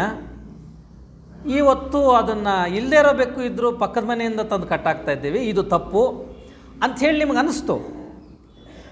ಈಗ ನಿಮ್ಮ ಆಚರಣೆಗೆ ವಿರುದ್ಧವಾಗಿ ಹೋಗಿದ್ರೆ ನಿಮ್ಮ ಮನೆಯವರು ಬೈತಾರೆ, ಇದು ನಮ್ಮ ಆಚರಣೆ ಇದು ಅಂತ. ನಿಮಗೆ ವಿಚಾರ ಅರ್ಥ ಆಗಿದೆ. ಯಾವ ಧರ್ಮ ಸಂಕಟದಲ್ಲಿ ಸಿಗಾಕ್ಕೊಂತೀರಾ ಅಂದರೆ, ತಾತ್ವಿಕವಾಗಿ ಯೋಚನೆಯನ್ನು ಮಾಡಿ ನಿಮಗೆ ಸತ್ಯದ ಅರಿವಾದ ಮೇಲೆ ಧಾರ್ಮಿಕ ವಿಚಾರಗಳನ್ನು ಬದಲಾವಣೆ ಮಾಡಿಕೊಳ್ಳೋದಕ್ಕೂ ಅವಕಾಶವನ್ನು ಥಿಯಾಸಫಿ ಕೊಡುತ್ತದೆ ಮತ್ತು ಇರಬೇಕು ಅಂತ ಪ್ರತಿಪಾದನೆ ಮಾಡುತ್ತದೆ. ಅಷ್ಟೇ ವಿನಃ ಧರ್ಮವನ್ನು ವಿರೋಧ ಮಾಡಿ ಧರ್ಮದಿಂದ ಆಚೆ ಬನ್ನಿ, ಧಾರ್ಮಿಕ ಕಾರ್ಯಕ್ರಮಗಳನ್ನೆಲ್ಲ ಬಿಟ್ಟು ಬನ್ನಿ, ಅವೆಲ್ಲವನ್ನು ಬಿಟ್ಟು ಬರೀ ಮೂಲ ತತ್ವದ ಬಗ್ಗೆ ಮಾತಾಡ್ಕೊಂಡಿರೋಣ ಅಂತ ಥಿಯಾಸಫಿ ಯಾವತ್ತೂ ಹೇಳೋದಿಲ್ಲ. ಇದು ಮೊದಲನೇ ವಿಚಾರ. ಎಲ್ಲ ಧರ್ಮ ಗ್ರಂಥಗಳನ್ನೂ ಓದಿ, ಮೊದಲು ನಿಮ್ಮ ಧರ್ಮ ಗ್ರಂಥಗಳನ್ನು ಓದಿ ಅರ್ಥ ಮಾಡಿಕೊಂಡು ಸಂಪೂರ್ಣವಾಗಿ, ಇನ್ನೂ ಸಮಯ ಸಿಕ್ಕಾಗ ಬೇರೆ ಧರ್ಮ ಗ್ರಂಥಗಳನ್ನು ಓದಿ ಅರ್ಥ ಮಾಡ್ಕೊಳ್ಳೋದಕ್ಕೆ ಪ್ರಯತ್ನಪಟ್ಟು ಎಲ್ಲದರಲ್ಲೂ ಇರ್ತಕ್ಕಂಥ ಮೂಲ ವಿಚಾರ ಒಂದೇ ಅನ್ನೋದನ್ನು ಪ್ರತಿಯೊಬ್ಬರೂ ಗ್ರಹಿಸಲು ಪ್ರಯತ್ನ ಪಡಬೇಕು ಅಂಥೇಳಿ ಥಿಯಾಸಫಿಯ ಸದಸ್ಯರಿಗೆ ಮೇಡಮ್ ಬೆಸೆಂಟ್ ಅವರು ಒಂದು ಕಿವಿ ಮಾತನ್ನು ಹೇಳ್ತಾ ಇದ್ದಾರೆ. ಇನ್ನು ಧರ್ಮದ ವಿಚಾರ ಬಿಟ್ಟರೆ ಥಿಯಾಸಫಿಯಲ್ಲಿ ನಂತರ ಹೇಳುವಂಥದ್ದು ತತ್ವಶಾಸ್ತ್ರ, ಫಿಲಾಸಫಿ. ರಿಲಿಜನ್ ಆಯಿತು, ನಂತರ ಹೇಳುವಂಥ ವಿಚಾರ ಫಿಲಾಸಫಿ, ತತ್ವಶಾಸ್ತ್ರ. ತತ್ವಶಾಸ್ತ್ರದಲ್ಲಿ ಹಲವಾರು ತತ್ವಶಾಸ್ತ್ರಗಳ ಬಗ್ಗೆ ಥಿಯಾಸಫಿಯಲ್ಲಿ ನಾವು ಮಾತಾಡ್ತೇವೆ. ಆದರೆ ಬಹಳ ಪ್ರಮುಖವಾಗಿ 2 ವಿಚಾರಗಳ ಬಗ್ಗೆ ನಾವಿಲ್ಲಿ ಹೆಚ್ಚು ಚರ್ಚೆಯನ್ನು ಮಾಡ್ತೇವೆ. ಒಂದು ಪುನರ್ಜನ್ಮ ಸಿದ್ಧಾಂತ, ಎರಡನೇದು ಕರ್ಮ ಸಿದ್ಧಾಂತ ಅಥವಾ ಕರ್ಮ ನಿಯಮ. ಕರ್ಮ ಸಿದ್ಧಾಂತ, ಸಿದ್ಧಾಂತದಲ್ಲಿ ನಿಯಮಗಳಿರುತ್ತೆ, ಹಾಗಾಗಿ ಕರ್ಮ ಸಿದ್ಧಾಂತ. ಏನು ಹೇಳುತ್ತೆ ಥಿಯಾಸಫಿ ಪುನರ್ಜನ್ಮ ಸಿದ್ಧಾಂತದ ಬಗ್ಗೆ? ಇಲ್ಲೂ ಸಹ ಮತ್ತದೇ ಒಂದು ಪ್ರಶ್ನೆ ಬರುತ್ತೆ. ಹಾಗಾದರೆ ನೀವು ಥಿಯಾಸಫಿಯಲ್ಲಿ ಪುನರ್ಜನ್ಮ ಸಿದ್ಧಾಂತದ ಬಗ್ಗೆ ಹೇಳ್ತಾ ಇದ್ದೀರಾ ಅಂದರೆ ನೀವು ಹಿಂದೂ ಧರ್ಮದವರು ಅಂತ ಹೇಳಿ ಪಾಶ್ಚಿಮಾತ್ಯರು ದೂರಿದ್ದಾರೆ. ಏಕೆಂದರೆ ಅವರಲ್ಲಿ ಕೆಲವರಲ್ಲಿ ಪುನರ್ಜನ್ಮ ಇಲ್ಲ ಅಂತ ಹೇಳಿಕೊಟ್ಟಿದ್ರು. ಪುನರ್ಜನ್ಮ ಅನ್ನಕ್ಕಂಥದ್ದು ಇಲ್ಲ, ಇರೋದು ಇದೊಂದೇ ಜೀವನ, ತಿಂದು ತೇಗಿ ಕುಡಿದು ಎಂಜಾಯ್ ಮಾಡಿ ಸತ್ತು ಹೋಗ್ರಿ ಅಂತ ಹೇಳಿಕೊಟ್ಟಿದ್ರು. ಪಾಪ ಅದನ್ನು ನಂಬಿದ್ರು ಎಷ್ಟೋ ಜನ, ಅದರಂತೆ ಬದುಕಿದ್ರು, ಸಂತೋಷವಾಗಿ ಹೋದರು. ಆವಾಗ ಏನು ಹೇಳ್ತಾರೆ, ಹಾಗಾದರೆ ನೀವು ಥಿಯಾಸಫಿಸ್ಟರು, ನೀವು ಹಿಂದೂ ಧರ್ಮದವರು, ನೀವು ಹಿಂದೂ ಧರ್ಮವನ್ನು ಪ್ರಚಾರ ಮಾಡೋಕ್ಕೆ ನಮ್ಮ ದೇಶಕ್ಕೆ ಬಂದಿದ್ದೀರಾ ಅಂತ ಈ ರೀತಿಯೂ ಬೇರೆ ದೇಶಗಳಲ್ಲಿ ಹೇಳೋದಕ್ಕೆ ಶುರು ಮಾಡಿದ್ರು. ಥಿಯಾಸಫಿ ಏನು ಹೇಳುತ್ತೆ ಅಂದರೆ, ಯಾವುದೋ ಒಂದು ಒಳ್ಳೆಯ ವಿಚಾರ ಒಂದು ಧರ್ಮದಲ್ಲಿ ಇದೆ ಅಂದ ಮೇಲೆ ಇನ್ನೊಂದು ಧರ್ಮದಲ್ಲಿ ಆ ವಿಚಾರ ಇಲ್ಲದೇ ಇದ್ದಾಗ ನಾವು ಅದನ್ನು ತಿಳ್ಕೊಂಡು ಅದರ ಬಗ್ಗೆ ವಿಚಾರ ಮಾಡಿ ನಮ್ಮ ಜೀವನದಲ್ಲಿ ಅಳವಡಿಸ್ಕೊಳ್ಳೋದ್ರಲ್ಲಿ ಯಾವ ತಪ್ಪು ಇಲ್ಲ. ಈಗ ಹಿಂದೂ ಧರ್ಮದಲ್ಲಿ ಯಾವುದೋ ಒಂದು ವಿಚಾರ ಇರಲಿಲ್ಲ, ಕ್ರೈಸ್ತ ಧರ್ಮದಲ್ಲಿ ಆ ಒಂದು ವಿಚಾರದ ಬಗ್ಗೆ ಏನೋ ಹೇಳಿದ್ದಾರೆ, ಅದರ ಬಗ್ಗೆ ನಮ್ಮ ಒಂದು ಹಿಂದೂ ಧರ್ಮದಲ್ಲಿ ಏನೂ ಹೇಳಿಲ್ಲ ಅಂದರೆ ಅದನ್ನು ತಿಳ್ಕೊಳ್ಳೋದ್ರಲ್ಲಿ ಯಾವ ತಪ್ಪು ಇಲ್ಲ ಅಲ್ವಾ? ಅಥವಾ ಇಸ್ಲಾಂ ಧರ್ಮದಲ್ಲಿ ಯಾವುದೋ ಒಂದು ವಿಚಾರ ಹೇಳಿದ್ರು, ಅದರ ಬಗ್ಗೆ ನಮಗೇನು ಹೇಳಿರಲಿಲ್ಲ ಅಂತಂದರೆ ಅದನ್ನು ಯಾರೋ ಹೇಳಿದಾಗ ತಿಳ್ಕೊಳ್ಳೋದ್ರಲ್ಲಿ ತಪ್ಪಿಲ್ಲ. ಎಲ್ಲ ವಿಚಾರಗಳನ್ನು ಎಲ್ಲ ಧರ್ಮದಲ್ಲೂ ಎಲ್ಲ ಆಚರಣೆಗಳಲ್ಲೂ ಸಿಗೋದಕ್ಕೆ ಇರೋದಿಲ್ಲ. ಒಳ್ಳೆಯದು ಯಾವ ಧರ್ಮದಲ್ಲಿ ಸಿಕ್ಕಿದ್ರೂ ನಾವು ಅದನ್ನು ಒಪ್ಕೋಬೇಕು, ಅದಕ್ಕೆ ನಾವು ಮುಕ್ತರಾಗಿರಬೇಕು, ಮುಕ್ತ ಮನಸ್ಸಿಕರಾಗಿರಬೇಕು ಅಂಥೇಳಿ ಮೇಡಮ್ ಬೆಸೆಂಟ್ ಅವರು ಹೇಳ್ತಾರೆ. ಪುನರ್ಜನ್ಮ ಸಿದ್ಧಾಂತದ ಬಗ್ಗೆ ಥಿಯಾಸಫಿ ಏನು ಹೇಳುತ್ತೆ? ಥಿಯಾಸಫಿಯಲ್ಲಿ ಹಿಂದೂ ಧರ್ಮದಲ್ಲಿ ಹೇಳಿರ್ತಕ್ಕಂಥ ವಿಚಾರ ಮೊದಲು ನಾವು ಒಪ್ಕೋಬೇಕು. ಅಂದರೆ ಪ್ರತಿಯೊಬ್ಬ ಮನುಷ್ಯ ಈ ದೇಹ ಅಲ್ಲ, ಈ ಮನಸ್ಸಲ್ಲ, ಈ ಭಾವನೆಗಳಲ್ಲ ಮನುಷ್ಯ. ಅಂದರೆ ದೇಹ ಭಾವನೆಗಳು ಮನಸ್ಸಿನಗೂ ಮೀರಿರ್ತಕ್ಕಂಥ ಒಂದು ಆತ್ಮ ಪ್ರತಿಯೊಬ್ಬನಲ್ಲೂ ನಿವಸಿಸುತ್ತಾ ಇರುತ್ತದೆ. ಆ ಆತ್ಮನ ಒಂದು ವಾಹನಗಳಾಗಿ ಈ ದೇಹ, ಮನಸ್ಸು, ಭಾವನೆಗಳು, ಬುದ್ಧಿ ಕೆಲಸ ಮಾಡ್ತಾ ಇರ್ತವೆ. ಆ ಆತ್ಮ ಅಂತಕ್ಕಂಥದ್ದು ದೇವರ ಒಂದು ಅಂಶ, ದೈವಿಕ ಅಂಶ, ಆ ಪರಮಾತ್ಮನ ಒಂದು ಅಂಶ. ಅದು ಜನ್ಮಗಳಲ್ಲಿ ಹಲವಾರು ಜನ್ಮಗಳನ್ನೆತ್ತಿ ಬೇರೆ ಬೇರೆ ರೀತಿಯ ದೇಹಗಳನ್ನು ರಚಿಸಿಕೊಂಡು ಪ್ರತಿಯೊಂದು ಜನ್ಮದಲ್ಲೂ ಹಲವಾರು ಅನುಭವಗಳನ್ನು ಪಡ್ಕೊತ ಹೋಗುತ್ತೆ.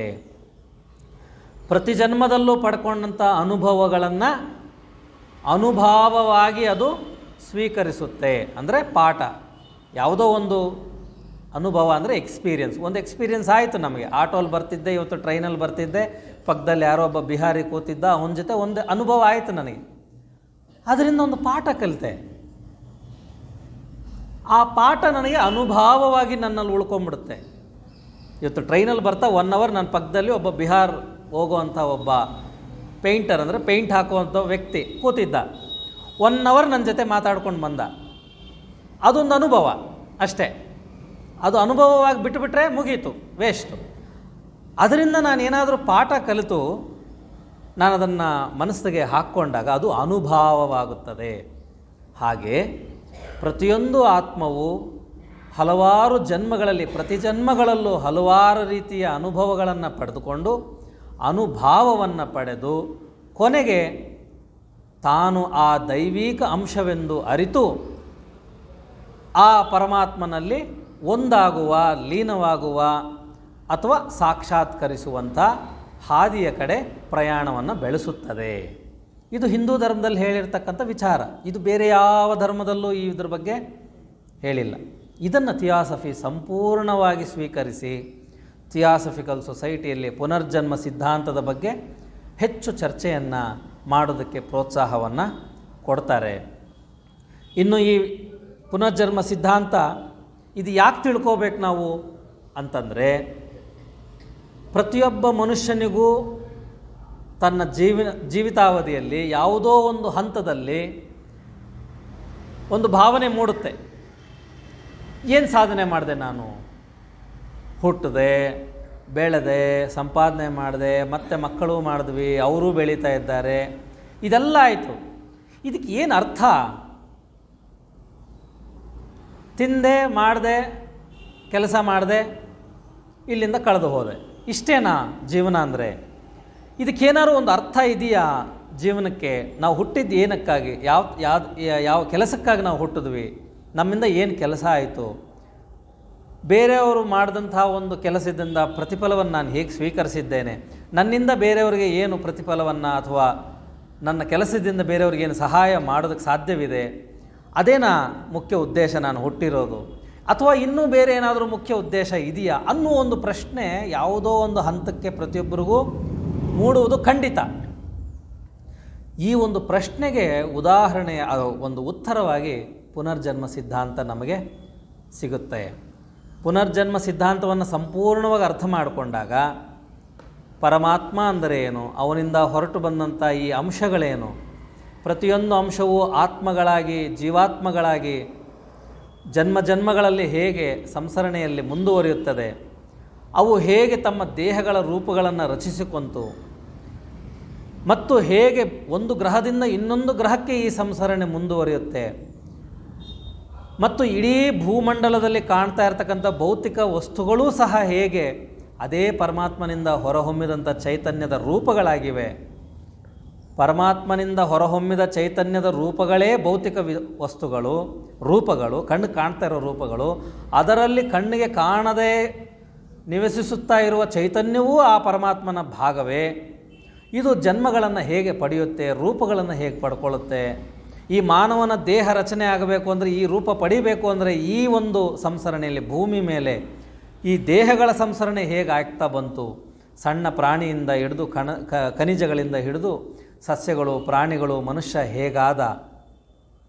ಇಡೀ ಸಂಸರಣೆಯನ್ನು, ಇಡೀ ಮಾನವನ ಬೆಳವಣಿಗೆಯನ್ನು, ಅದರ ಜೊತೆಗೆ ಪ್ರಜ್ಞೆಯ ವಿಕಾಸವೂ ಸಹ ಹೇಳುವಂಥ ಈ ಪುನರ್ಜನ್ಮ ಸಿದ್ಧಾಂತವನ್ನು ನಾವು ಅರ್ಥ ಮಾಡಿಕೊಂಡಾಗ ನಮಗೆ ನಾವು ಈ ಜನ್ಮದಲ್ಲಿ ಬದುಕಿರುವುದಕ್ಕೆ ಅರ್ಥ ಸಿಗುತ್ತದೆ. ಅರ್ಥ ಸಿಕ್ಕ ಮೇಲೆ ನಾವು ಬದುಕಿರೋದಕ್ಕೆ ಏನು ಅರ್ಥ ಇದೆ ಅನ್ನೋದು ನಮಗೆ ಗೊತ್ತಾದ ಮೇಲೆ ಜೀವನ ಅಲ್ಲಿಗೆ ಸಂಪೂರ್ಣವಾಗಿ ಬದಲಾವಣೆ ಆಗುತ್ತೆ. ನಾವು ಮಾಡುವಂಥ ಪ್ರತಿಯೊಂದು ಕೆಲಸದಲ್ಲೂ ಈ ಒಂದು ಭಾವನೆಯಿಂದ ನಾವು ಮಾಡಿದಾಗ ಅದರ ಒಂದು ಪ್ರಭಾವ ತಾನಾಗೇ ಬರುತ್ತೆ. ಹಾಗಾಗಿ ಪುನರ್ಜನ್ಮ ಸಿದ್ಧಾಂತದ ಬಗ್ಗೆ ಥಿಯಾಸಫಿ ನಮಗೆ ತಿಳಿ ಹೇಳುತ್ತೆ. ನಂತರ ಕರ್ಮ ಸಿದ್ಧಾಂತ. ಕರ್ಮ ಸಿದ್ಧಾಂತದಲ್ಲಿ ಏನು ಹೇಳುತ್ತೆ? ಇದೂ ಸಹ ಹಿಂದೂ ಧರ್ಮದಿಂದನೇ ಹೆಚ್ಚು ಹಿಂದೂ ಧರ್ಮದಲ್ಲಿರ್ತಕ್ಕಂಥ ವಿಚಾರವನ್ನೇ ಥಿಯಾಸಫಿಕಲ್ ಸೊಸೈಟಿ ಥಿಯಾಸಫಿಯಲ್ಲಿ ಕರ್ಮ ಸಿದ್ಧಾಂತದ ಬಗ್ಗೆ ನಾವು ಮಾತಾಡ್ತೇವೆ. ಭಾಳ ಡೀಟೇಲಾಗಿ ಹೋಗೋದು ಬೇಡ, ಸಂಕ್ಷಿಪ್ತವಾಗಿ ಕರ್ಮ ಸಿದ್ಧಾಂತದ ಬಗ್ಗೆ ನಾವು ಥಿಯಾಸಫಿ ಏನು ಹೇಳುತ್ತಪ್ಪ ಅಂದರೆ, ಪ್ರತಿಯೊಂದು ಕ್ರಿಯೆಗೂ ವಿರುದ್ಧವಾದ ಪ್ರಕ್ರಿಯೆ ನಡೆಯುತ್ತದೆ.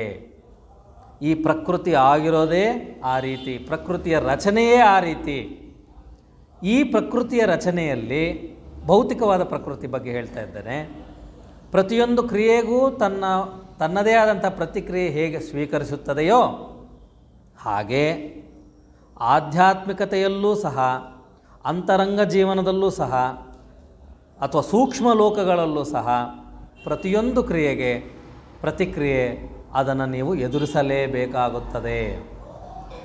ಇವಾಗ ಕಣ್ಣು ಕಾಣ್ತಾ ಇದೆ, ಕಣ್ಣು ಕಾಣುವಂಥ ಪ್ರಪಂಚದಲ್ಲಿ ಏನೇ ಒಂದು ಕ್ರಿಯೆ ಆದರೂ ಅದಕ್ಕೊಂದು ಪ್ರಕ್ರಿಯೆ, ತದ್ವಿರುದ್ಧವಾದಂಥ ಪ್ರಕ್ರಿಯೆ ನಮಗೆ ಗೊತ್ತಾಗುತ್ತೆ, ಗೋಚರಿಸುತ್ತೆ ಅಲ್ವಾ? ಅದೇ ರೀತಿ ಸೂಕ್ಷ್ಮ ಲೋಕಗಳಲ್ಲೂ ಸಹ, ಸೂಕ್ಷ್ಮ ಪ್ರಪಂಚದಲ್ಲೂ ಸಹ ಪ್ರತಿಯೊಂದು ಕ್ರಿಯೆಗೆ ಪ್ರಕ್ರಿಯೆ ಅನ್ನೋದು ಇರುತ್ತದೆ. ನೀವು ಮಾಡುವ ಪ್ರತಿಯೊಂದು ಕೆಲಸಕ್ಕೂ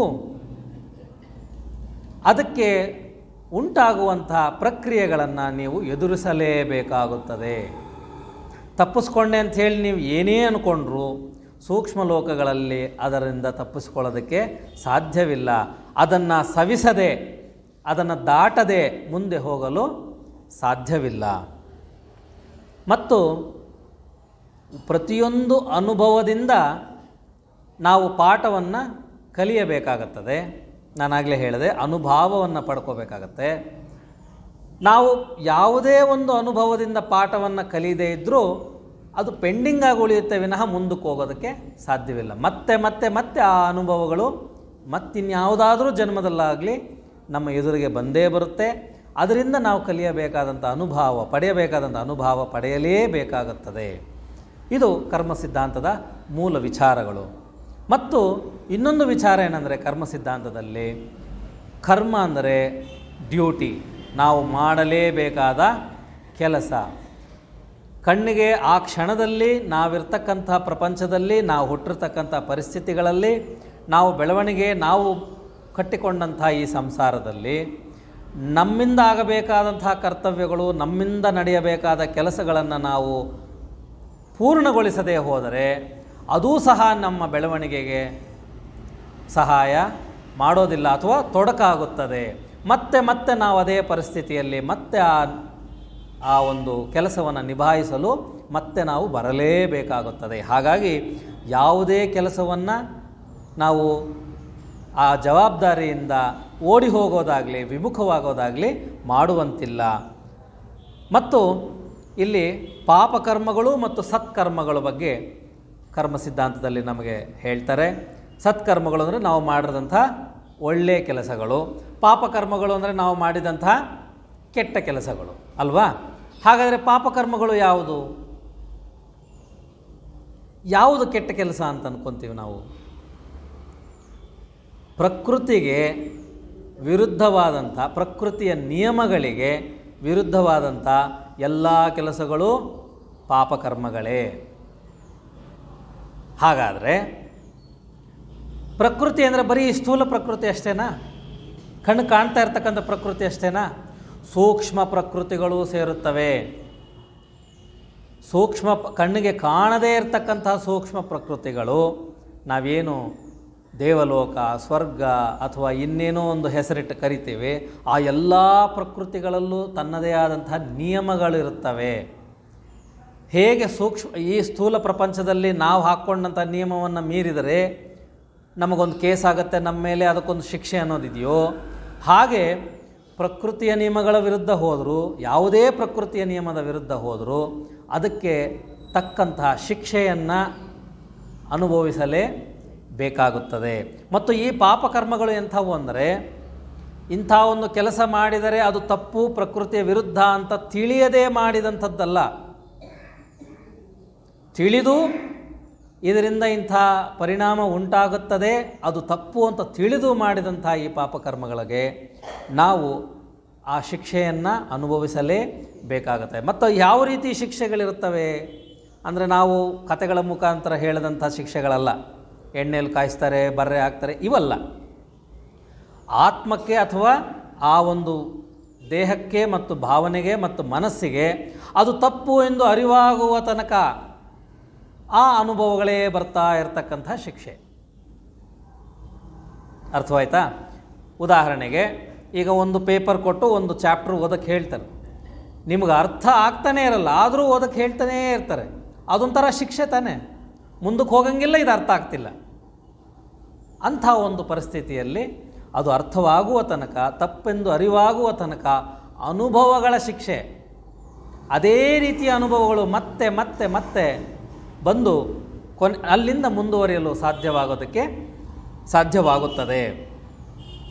ನಂತರ ಸತ್ಕಾರ್ಯಗಳಲ್ಲಿ ಅಂದರೆ ನಾನು ಆಗಲೇ ಹೇಳಿದಂತೆ, ನಾವು ಮಾಡಲೇಬೇಕಾದಂಥ ಕರ್ತವ್ಯಗಳು ಒಂದು ಕಡೆ ಆದರೆ, ಅದರಿಂದ ಆಚೆ ನಮ್ಮ ಶಕ್ತಿಯನ್ನು ಬಳಸಿಕೊಂಡು, ವಿವೇಚನೆಯನ್ನು ಬಳಸಿಕೊಂಡು, ಬುದ್ಧಿವಂತಿಕೆಯನ್ನು ಬಳಸಿಕೊಂಡು, ಭಾವನೆಗಳನ್ನು ಬಳಸಿಕೊಂಡು, ಯೋಚನೆಗಳನ್ನು ಬಳಸಿಕೊಂಡು ಮಾಡುವಂಥ ಎಲ್ಲ ಸತ್ಕಾರ್ಯಗಳು, ಒಳ್ಳೆಯ ಕೆಲಸಗಳು ಸಹ ನಮಗೆ ತನ್ನದೇ ಆದಂಥ ಪ್ರತಿಕ್ರಿಯೆಗಳನ್ನು ತಂದೊಡ್ಡುತ್ತವೆ. ಅವು ಯಾವ ರೀತಿಯ ಪ್ರತಿಕ್ರಿಯೆಗಳನ್ನು ಒಡ್ಡುತ್ತವೆ ಅಂದರೆ, ಉನ್ನತವಾದಂಥ ಅನುಭವಗಳ ಒಂದು ಸರಪಳಿಯನ್ನು ನಮ್ಮ ಮುಂದೆ ತಂದಿಡುತ್ತವೆ. ಉನ್ನತವಾದ ಅನುಭವಗಳನ್ನು ನಮಗೆ ಅವಕಾಶ ಮಾಡಿಕೊಡುತ್ತವೆ. ಆ ಅನುಭವಗಳು ನಮಗೆ ಉನ್ನತವಾದ ಅನುಭವವನ್ನು ತಂದು ಕೊಡುತ್ತವೆ. ಉದಾಹರಣೆಗೆ, ಈಗ ಸೇವೆ ಮಾಡುವಂಥ ಒಂದು ಮನೋಭಾವನೆ ಅಲ್ವಾ? ಯಾರೂ ನಿಮಗೆ ಬಲವಂತ ಮಾಡಲಿಲ್ಲ ಸೇವೆ ಮಾಡಿ ಅಂಥೇಳಿ. ನಿಮ್ಮಲ್ಲಿರ್ತಕ್ಕಂಥ ಶಕ್ತಿ, ಆರ್ಥಿಕ ಶಕ್ತಿ, ದೈಹಿಕ ಶಕ್ತಿ, ಮಾನಸಿಕ ಶಕ್ತಿ ಎಲ್ಲವನ್ನೂ ಬಳಸಿಕೊಂಡು ಒಂದು ಸೇವಾ ಕಾರ್ಯಕ್ರಮವನ್ನು ನೀವು ಹಮ್ಮಿಕೊಂಡಿರ್ತೀರ, ಹೌದಾ? ನಾವು ಸಾಮಾನ್ಯವಾಗಿ ಏನು ಹೇಳ್ತೀವಿ, ಪುಣ್ಯ ಬರುತ್ತೆ ಅಂತ ಹೇಳ್ತೀವಿ. ಪುಣ್ಯ ಅಂದರೆ ಅದೇನು ಮೂಟೆ ಅಲ್ಲ, ಅದು ಹಣ ಅಲ್ಲ, ಅದೊಂದು ಬ್ಯಾಂಕ್ ಅಕೌಂಟ್ ಅಲ್ಲ. ಪುಣ್ಯ ಅಂದರೆ ಏನು? ಪುಣ್ಯ ಅಂದರೆ ಆ ಒಂದು ಸೇವೆ ಮಾಡಿದಾಗ ನಿಮಗಾದಂಥ ಒಳ್ಳೆಯ ಅನುಭವಗಳೇ ಪುಣ್ಯ. ಆ ಒಳ್ಳೆಯ ಉನ್ನತವಾದ ಅನುಭವದಿಂದ ನೀವು ಕಲಿತಂತಹ ಉನ್ನತವಾದ ಅನುಭವವೇ ನೀವು ಪಡೆದಂಥ ಪುಣ್ಯ. ಪುಣ್ಯ ಅಂದರೆ ಅದಿನ್ಯಾವುದು ಬೇರೆ ಮೂಟೆ ಅಲ್ಲ, ಅಥವಾ ಇನ್ಯಾವುದೋ ಚೆಕ್ ಅಲ್ಲ, ಅಥವಾ ನೀವು ಡಿ ಕೊಟ್ಟಿರ್ತೀವಿ ಮತ್ತು ನಿಮ್ಮ ಮಕ್ಕಳಿಗೆ ಕೊಟ್ಬಿಡಿ ಮುಂದಕ್ಕೆ ನೀವು ಸತ್ತೋದ ಮೇಲೆ ಒಬ್ರಿಗೊಬ್ರು ಟ್ರಾನ್ಸ್ಫರ್ ಮಾಡುವಂಥದ್ದಲ್ಲ. ಪುಣ್ಯ ಅಂದರೆ ಬೇರೆ ಇನ್ನೇನೂ ಅಲ್ಲ. ಕರ್ಮ ಸಿದ್ಧಾಂತದಲ್ಲಿ ನಿಮ್ಮ ಶಕ್ತಿಯನ್ನು ಬಳಸಿಕೊಂಡು, ಮಾನವ ಶಕ್ತಿಯನ್ನು ಬಳಸಿಕೊಂಡು ನೀವು ಮಾಡಿದಂತಹ ಸತ್ಕಾರ್ಯಗಳು ಉನ್ನತವಾದ ಅನುಭವಗಳನ್ನು ತಂದು ಉನ್ನತವಾದ ಅನುಭವವನ್ನು ನಿಮಗೆ ಕೊಡುವಂಥ ಒಂದು ಅವಕಾಶ. ಉದಾಹರಣೆಗೆ 10 ವರ್ಷದಲ್ಲಿ ಕಲಿಯುವಂಥ ಒಂದು ವಿದ್ಯೆಯನ್ನು ನೀವು ಒಂದೇ ವರ್ಷದಲ್ಲಿ ಕಲ್ತ್ಕೊಂಡಾಗ ನಿಮಗೆ ಎಷ್ಟು ಸಂತೋಷ ಆಗುತ್ತೆ, ಹೌದಾ? ಹಾಗೆ 10 ಜನ್ಮಗಳಲ್ಲಿ ಪಡಿಬೇಕಾದಂಥ ಅನುಭವ ನಿಮಗೆ ಒಂದೇ ಜನ್ಮಕ್ಕೆ ಸಿಕ್ಕಾಗ ಆ ಆತ್ಮನ ಬೆಳವಣಿಗೆ ಹೆಚ್ಚು ವೇಗವಾಗುತ್ತದೆ. ಅಷ್ಟೇ. ಪಾಪ ಅಂದರೆ ಬೇರೆ ಇನ್ನೇನು ಅಲ್ಲ, ಪುಣ್ಯ ಅಂದರೆ ಬೇರೆ ಇನ್ನೇನು ಅಲ್ಲ. ಪಾಪ ಅಂದರೆ ಬೆಳವಣಿಗೆ ಡಿಲೇ ಆಗೋದು, ಪುಣ್ಯ ಅಂದರೆ ಬೆಳವಣಿಗೆ ವೇಗವಾಗುವಂಥದ್ದು. ಆತ್ಮ ಸಾಕ್ಷಾತ್ಕಾರಕ್ಕೆ ಹೆಚ್ಚು ಹತ್ತಿರವಾಗುವಂಥಷ್ಟೇ ಪುಣ್ಯ. ಅಷ್ಟು ಬಿಟ್ಟರೆ ಅದು ಬೇರೆ ಇನ್ಯಾವುದೇ ರೀತಿಯ ಒಂದು ವಸ್ತು ಅಲ್ಲ, ಅಥವಾ ಕಣ್ಣು ಕಾಣದೇ ಇರತಕ್ಕಂಥದ್ದಲ್ಲ. ಮತ್ತು ನೀವು ಪಡೆದಿರೋ ಪುಣ್ಯ ಇನ್ಯಾರಿಗೋ ಹಂಚುವಂಥ ವಿಚಾರಗಳಲ್ಲ. ಇದು ಥಿಯಾಸಫಿ ಕರ್ಮ ಸಿದ್ಧಾಂತದ ಬಗ್ಗೆ ಹೇಳುವಂಥ ವಿಚಾರ. ನಂತರ ಥಿಯಾಸಫಿಯಲ್ಲಿ 3ನೇ ವಿಚಾರ ಏನಂದರೆ ನೈತಿಕತೆಯ ಬಗ್ಗೆ, ಮಾರಲ್ಸ್ ಬಗ್ಗೆ ನಮಗೆ ವಿದ್ಯಾಭ್ಯಾಸದಲ್ಲಿ ಹೇಳ್ಕೊಡ್ತಾರೆ, ಗುರುಗಳು ಹೇಳ್ಕೊಡ್ತಾರೆ, ಮನೇಲಿ ತಂದೆ ತಾಯಿ ಹೇಳ್ಕೊಡ್ತಾರೆ ಅಲ್ವಾ, ಸ್ನೇಹಿತರು ಹೇಳ್ಕೊಡ್ತಾರೆ ನೈತಿಕತೆ ಬಗ್ಗೆ. ಅಥವಾ ಯಾವುದೋ ಬೇರೆ ಹಿರಿಯರು, ನಮಗೆ ಸಂಬಂಧ ಇಲ್ಲದೇ ಇದ್ದರೂ ಹಿರಿಯರು ಯಾರಾದರೂ ನೈತಿಕತೆ ಬಗ್ಗೆ ಹೇಳಿಕೊಡ್ತಾರೆ. ಇನ್ನಿಂಥ ಸಂಸ್ಥೆಗಳಲ್ಲಿ ನಾವು ಯಾವ ನೈತಿಕತೆಯನ್ನು ಕಲಿಬೇಕು ಅಂತಂದರೆ ಇಲ್ಲಿ ಪ್ರೀತಿ, ಸೇವೆ ಮತ್ತು ಕರುಣೆ ಎಂಬ ನೈತಿಕತೆಯನ್ನು ಹೇಳಿಕೊಡಲಾಗುತ್ತದೆ ಅಥವಾ ಅಭ್ಯಾಸ ಮಾಡಲು ಅವಕಾಶ ಸಿಗುತ್ತದೆ. ಸೇವಾ ಮನೋಭಾವನೆಯನ್ನು ಬೆಳೆಸಿಕೊಂಡು, ನಾನಾಗಲೇ ಹೇಳಿದಂತೆ ಸೇವೆ ಮತ್ತು ಸೇವಾ ಮನೋಭಾವನೆಯನ್ನು ಬೆಳೆಸಿಕೊಳ್ಳಲು ಒಂದು ಅವಕಾಶ, ಅದರ ಮುಖಾಂತರ ಆತ್ಮಜ್ಞಾನವನ್ನು ಪಡೆಯಲು ಒಂದು ಸದಾವಕಾಶ. ಆತ್ಮಜ್ಞಾನ ಅಂದರೆ ನಾನಾಗಲೇ ಹೇಳಿದಂತೆ ನಮ್ಮ ಆತ್ಮನ ಒಂದು ವಿಚಾರ, ನಮ್ಮಲ್ಲಿರ್ತಕ್ಕಂಥ ಆತ್ಮನ ಜೊತೆ ನಾವು ಒಂದಾಗುವಂಥ ಸದಾಕಾಲ ನಾವು ಈ ದೇಹದ ಜೊತೆ ಒಂದಾಗಿರ್ತೇವೆ, ನಮ್ಮ ಭಾವನೆಗಳ ಜೊತೆ ಒಂದಾಗಿರ್ತೇವೆ, ಮನಸ್ಸಿನ ಜೊತೆ ಒಂದಾಗಿರ್ತೇವೆ, ನಮ್ಮ ಬುದ್ಧಿ ಜೊತೆನೂ ಒಂದಾಗಿರ್ತೇವೆ. ನಮ್ಮ ಬುದ್ಧಿ ಕೆಲಸ ಮಾಡೋದು ನಮ್ಗೆ ಗೊತ್ತಾಗ್ತಾ ಇರುತ್ತೆ. ಆದರೆ ನಮ್ಮ ಆತ್ಮನ ಕೆಲಸ ಅದು ಹೇಗೆ ಕೆಲಸ ಮಾಡ್ತಾಯಿದೆ ಅಂತ ನಮಗೆ ಗೊತ್ತಾಗೋದೇ ಇಲ್ಲ. ನಮ್ಮ ಪ್ರಜ್ಞೆ ಅಲ್ಲಿವರೆಗೂ ನಾವು ತಗೊಂಡು ಹೋಗೇ ಇಲ್ಲ. ಆ ಒಂದು ಅವಕಾಶವನ್ನು ಈ ಸೇವಾ ಮನೋಭಾವನೆಯಿಂದ ಪಡೆಯೋದು ಸಾಧ್ಯವಿದೆ.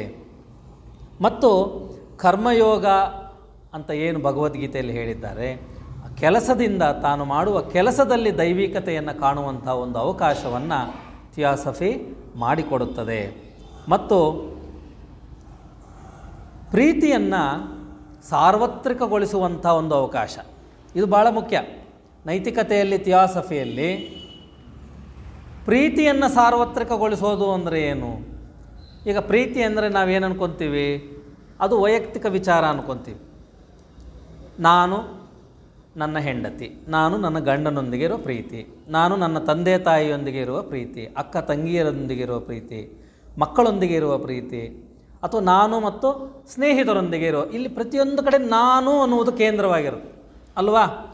ನಾನು, ನನ್ನಿಂದ ನನ್ನ ತಂದೆ ತಾಯಿ, ನಮ್ಮ ಮಧ್ಯೆ ಇರೋ ಪ್ರೀತಿ, ಹೆಂಡತಿ ಗಂಡನ ಮಧ್ಯೆ ಇರೋ ಪ್ರೀತಿ, ನಾನು ಮತ್ತು ನನ್ನ ಮಕ್ಕಳು, ನಾನು ಮತ್ತು ನನ್ನ ಸ್ನೇಹಿತರು, ನಾನು ಮತ್ತು ನನ್ನ ದೇಶ, ನಾನು ಮತ್ತು ನನ್ನ ರಾಜ್ಯ, ನಾನು ಮತ್ತು ನನ್ನ ಜಾತಿ, ನಾನು ಮತ್ತು ನನ್ನ ಪಂಗಡ, ಇದರ ಮಧ್ಯೆ ಇರುವ ಸಂಬಂಧ ಅಂತ ಅನ್ಕೊತೀವಿ ಪ್ರೀತಿ. ನಾನು ಪ್ರೀತಿ ಮಾಡ್ತಾ ಇದ್ದೇನೆ ಅಂತ. ಹೌದಾ?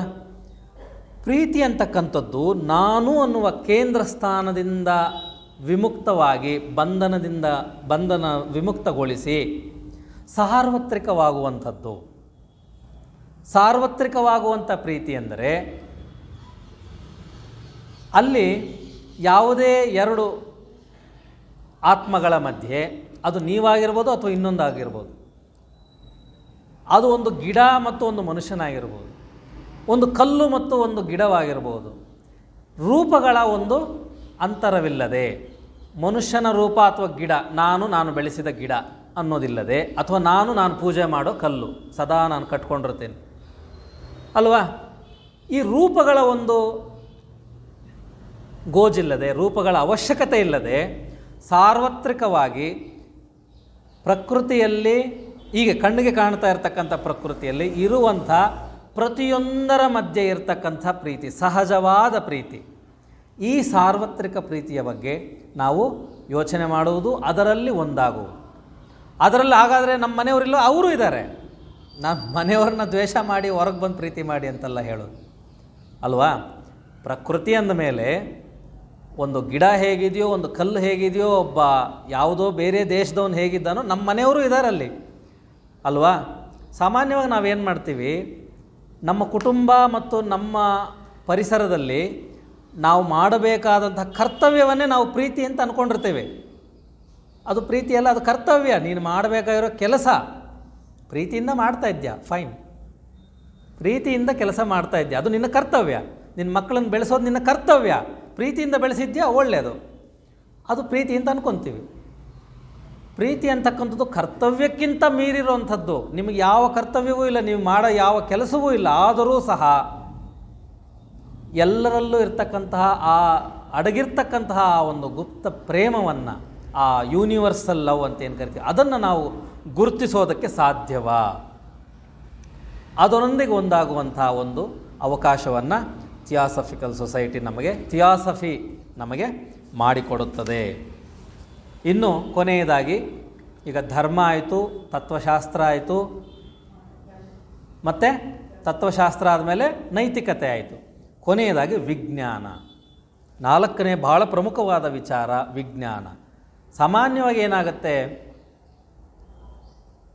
ಧಾರ್ಮಿಕ ವಿಚಾರಗಳ ಬಗ್ಗೆ ಮಾತಾಡೋರು, ಆಧ್ಯಾತ್ಮಿಕ ವಿಚಾರಗಳ ಬಗ್ಗೆ ಮಾತಾಡೋರು ವಿಜ್ಞಾನವನ್ನು ದ್ವೇಷ ಮಾಡ್ತಾರೆ, ವಿಜ್ಞಾನಿಗಳನ್ನು ದ್ವೇಷ ಮಾಡ್ತಾರೆ. ಅಥವಾ ವಿಜ್ಞಾನಿಗಳು ವಿಜ್ಞಾನವನ್ನೇ ಆಧಾರವಾಗಿಟ್ಕೊಂಡು ಸಂಶೋಧನೆಯನ್ನು ಮಾಡೋರು ಧಾರ್ಮಿಕ ವ್ಯಕ್ತಿಗಳನ್ನು, ಧರ್ಮವನ್ನು, ಆಧ್ಯಾತ್ಮಿಕ ವ್ಯಕ್ತಿಗಳನ್ನು ದ್ವೇಷ ಮಾಡ್ತಾರೆ ಅಲ್ವಾ.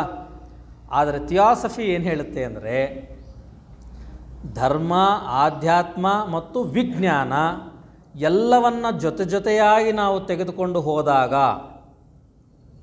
ವಿಜ್ಞಾನದಿಂದ ಧರ್ಮ ಮತ್ತು ಆಧ್ಯಾತ್ಮವೂ ಮುಂದುವರಿಯುತ್ತದೆ, ಧರ್ಮ ಮತ್ತು ಆಧ್ಯಾತ್ಮದಿಂದ ವಿಜ್ಞಾನವೂ ಮುಂದುವರಿಯುತ್ತದೆ. ವೈಜ್ಞಾನಿಕವಾಗಿ ಯೋಚನೆಯನ್ನು ಮಾಡಿದಾಗ ನಮ್ಮ ಧರ್ಮವು ಪರಿಶುದ್ಧವಾಗುತ್ತದೆ. ಸೈಂಟಿಫಿಕ್ ಟೆಂಪರ್, ವೈಜ್ಞಾನಿಕ ಯೋಚನೆಗಳನ್ನು ನಾವು ಬೆಳೆಸಿಕೊಂಡಾಗ, ನಾನು ಆಗಲೇ ಹೇಳಿದಂತೆ ಧರ್ಮದಲ್ಲಿ ಮಧ್ಯದಲ್ಲಿ ಸೇರಿಕೊಂಡಿರ್ತಕ್ಕಂಥ ಹಲವಾರು ಮೂಢನಂಬಿಕೆಗಳು ಹೋಗಲಾಡಿಸೋದಕ್ಕೆ ಸಾಧ್ಯವಾಗುತ್ತೆ. ಧರ್ಮದಲ್ಲಿ ಮೂಲವಾದ ಧಾರ್ಮಿಕ ವಿಚಾರಗಳಲ್ಲಿ ಇಲ್ಲದೆ ಮಧ್ಯದಲ್ಲಿ ಯಾರೋ ತಂದು ಸೇರಿಸಿದಂಥ ಕೆಲವು ಆಚರಣೆಗಳು ಅಥವಾ ಅರ್ಥವನ್ನು ಕಳೆದುಕೊಂಡಂಥ ಆಚರಣೆಗಳು ಹೇಗೆ ಸೇರಿಕೊಂಡು ಆ ಧರ್ಮಕ್ಕೆ ಒಂದು ರೀತಿಯ ರೋಗವಾಗಿ ಅಂಟಿಕೊಂಡಿರ್ತಾವೋ, ಆ ಧರ್ಮಕ್ಕೆ ಕೆಟ್ಟ ಹೆಸರನ್ನು ತಂದುಕೊಡ್ತಾ ಇರ್ತಕ್ಕಂಥ ಕೆಲವು ವಿಚಾರಗಳು ಏನಿದೆಯೋ ಅದನ್ನು ಹೋಗಲಾಡಿಸಲು ನಮಗೆ ವೈಜ್ಞಾನಿಕ ಮನೋಭಾವನೆ ಬೇಕು. ಅದೇ ರೀತಿ ಧಾರ್ಮಿಕವಾಗಿ, ಆಧ್ಯಾತ್ಮಿಕವಾಗಿ ನಾವು ಪ್ರಪಂಚವನ್ನು, ಸೂಕ್ಷ್ಮ ಪ್ರಕೃತಿಯನ್ನು ಅರ್ಥ ಮಾಡಿಕೊಂಡ್ರೆ ಅದರಿಂದ ವಿಜ್ಞಾನವು ಇನ್ನಷ್ಟು ಬೆಳವಣಿಗೆ ಆಗೋಕ್ಕೆ ಸಾಧ್ಯವಿದೆ. ವೈಜ್ಞಾನಿಕ ಸಂಶೋಧನೆಗಳಲ್ಲೂ ಸಹ ಧರ್ಮವನ್ನು ಅರ್ಥ ಮಾಡಿಕೊಂಡು, ಧಾರ್ಮಿಕ ವಿಚಾರಗಳು, ದಾರ್ಶನಿಕರು ಹೇಳಿರ್ತಕ್ಕಂಥ ವಿಚಾರಗಳನ್ನು ಅರ್ಥ ಮಾಡಿಕೊಂಡ್ರೆ ಇನ್ನಷ್ಟು ಸಂಶೋಧನೆ ಮಾಡೋದಕ್ಕೆ ಅವರಿಗೆ ಪ್ರಚೋದನೆ ಸಿಗುತ್ತದೆ ಅಂತಕ್ಕಂಥದ್ದು ಥಿಯಾಸಫಿಯ ಒಂದು ಮೂಲ ನಿಯಮ. ಐನ್ಸ್ಟೈನ್ ಅಂತ ಒಬ್ಬ ಮಹಾವಿಜ್ಞಾನಿ, ಇವಾಗ ಫಿಸಿಕ್ಸಲ್ಲಿ ಯಾರೇ ಆಗಲಿ ಐನ್ಸ್ಟೈನ್ ಬಗ್ಗೆ ಗೊತ್ತಿಲ್ಲದೆ ಇರತಕ್ಕಂಥವ್ರು ಯಾರೂ ಇಲ್ಲ.